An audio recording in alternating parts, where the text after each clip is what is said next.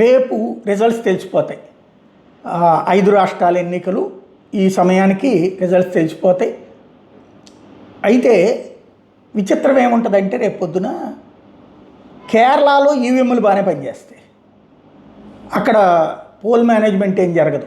ఎందుకంటే అక్కడ Bharatiya Janata party single డిజిట్కి పరిమితం అవ్వచ్చు, డబుల్ డిజిట్లో పర్సంటేజ్ ఆఫ్ ఓటు రావచ్చు, సింగిల్ డిజిట్కి మాత్రమే వస్తాయి. అసలు అవి కూడా వస్తాయో లేదో తెలియదు. ఎందుకంటే క్రిందసారి కూడా అట్లాగే అనుకున్నారు, కానీ ఒకటి గెలవలేదు లాస్ట్ ట్రిప్ కూడా ఎమ్మెల్యే ఎలక్షన్లో. ఎంపీ గెలిచింది కానీ మొన్న, అట్లాగే కార్పొరేషన్ గెలిచింది కానీ.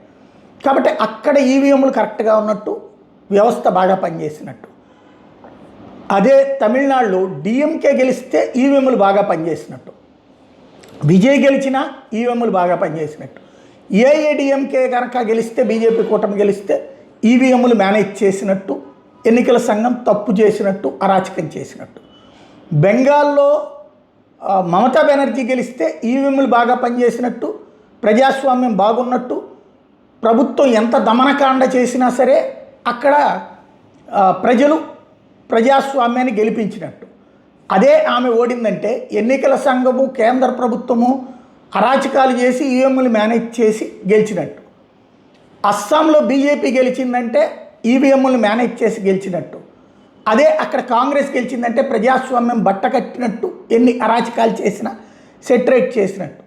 పాండిచ్చేరిలో ఎన్డీఏ గెలిచిందంటే ఈవీఎంలు తప్పు చేసినట్టు, ఈవీఎంల ద్వారా మేనేజ్ చేసినట్టు.